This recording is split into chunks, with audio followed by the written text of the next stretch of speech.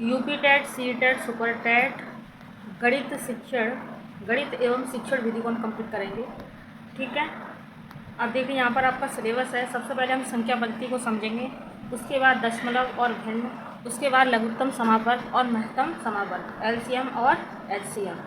आगे देखिए प्रतिशत का जो है आपका प्रतिशत, और लाभ और हानि, साधारण ब्याज मोस्ट इम्पॉर्टेंट है, क्षेत्रमिति।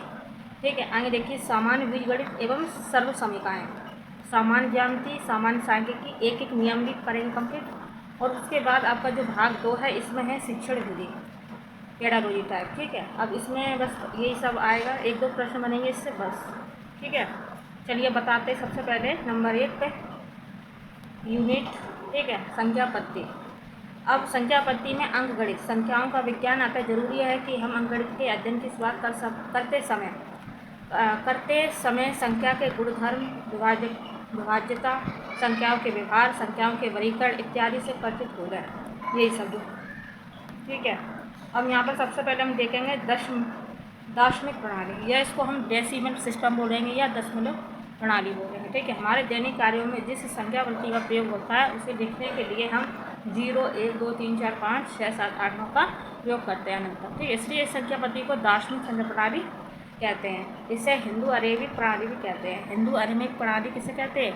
दशमलव प्रणाली या दार्शनिक प्रणाली को। अब दार्शनिक प्रणाली की विशेषता क्या है? दार्शनिक प्रणाली की निम्नलिखित विशेषता, सबसे पहले इसमें संख्याओं को लिखने के लिए 10 प्रतीकों का प्रयोग किया जाता है। ठीक है, 10 प्रतीकों का प्रयोग किया जाता है। 0 से लेके आपका 9 तक रहता है, 0 से लेके 9 तक रहता है। कहने को तो दार्शनिक बोल रहा है, लेकिन इसमें कहीं 10 नहीं है, क्योंकि 10 किससे बनता है? 0 और 1 से बनता है। जब 0 हम स्टार्ट कर रहे हैं, उसके बाद 1 कर रहे हैं, 2, 3, 4, 5, 6, 7, 8, 9। ठीक है, तो फिर 10 लिखने की क्या ज़रूरत है? इस वजह से मतलब सारी संख्या सिंगल है, 0 से स्टार्ट है और 9 तक खत्म हो रहा है। इसमें संख्याओं को लिखने के लिए दाईं से बाईं और क्रम से इकाई, ढाई, सैकड़ा, हज़ार, 10,000, लाख इत्यादि सार होते हैं। ठीक है, अब दाईं और मैंने आपको, जैसे आपका हाथ है, आप अपना हाथ ऐसे करके आप बैठे होंगे, पढ़ रहे होंगे। ठीक है, इस प्रकार से आपका हाथ होगा, तो आपका जो सीधा राइट हैंड है इसको हम दायां बोलते हैं।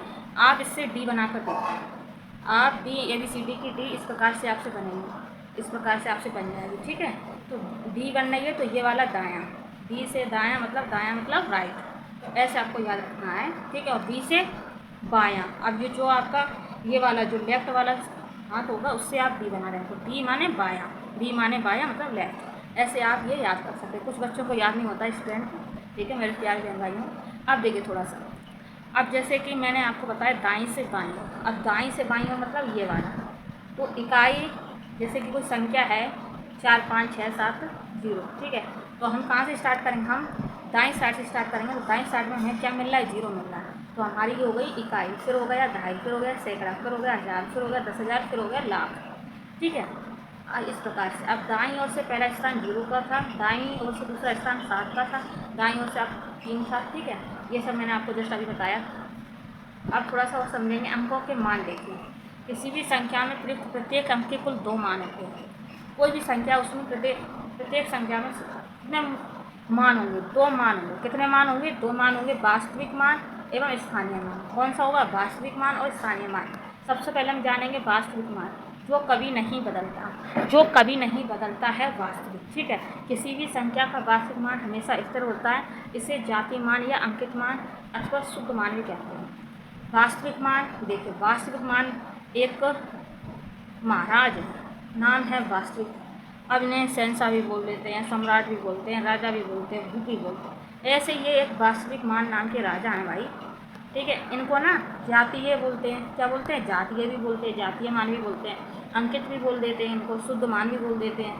तो इनके नाम को आपको ऐसे लिखना है, वास्तविक मान, हेडिंग डाल के डैश करना है, ये भी लिखना, जाति मान भी लिखना, और फिर डैश करके अंकित मान लिखना, फिर डैश करके शुद्ध मान भी यहाँ पर लिखते जाना, और फिर नोट कर लेना उसमें कि इसका जो मान है वो वही रहता है, जो है वही है। जैसे कि संख्या, आपके पास संख्या है 87, 68। ठीक है, 8, 7, 6, 8, ये आपके 4 अंकों की संख्या है। अब इसमें क्या पूछा है कि 87, 68 में अंक 8 के दोनों स्थानों का वास्तविक मान क्या होगा? तो 8 ही होगा। क्या होगा? 8 ही होगा, क्योंकि संख्या है आपके पास और मैं अंक 8 के दोनों स्थानों का वास्तविक मान पूछा है, तो आपका जो है वही रहता है, ठीक है। तो 8 का 8 ही यहाँ पर हो जाएगा, ठीक है। तो आइए देखेंगे, एक मिनट, अरे यार ये होगा, ये मैंने आपको बताया। अब स्थानीय मान क्या, अब जैसे अभी समझ में नहीं आया होगा मैं क्या बात कर रहा हूँ। अक्सर आप देखना यूपी टेट सी टेट वगैरह में इससे कई बार क्वेश्चन आए हैं, जैसे कि हम संख्या दे रहे हैं। यहाँ पर मैंने आपको एक संख्या दी है, मैंने जाति मान, ठीक है, जाति मान या फिर वास्तविक मान, कोई भी एक ही चीज़ है ये। अब देखिए एक संख्या मैंने आपको दी है 8560। अब इस 8560 में आप मुझे जीरो का स्थानीय मान बताइए।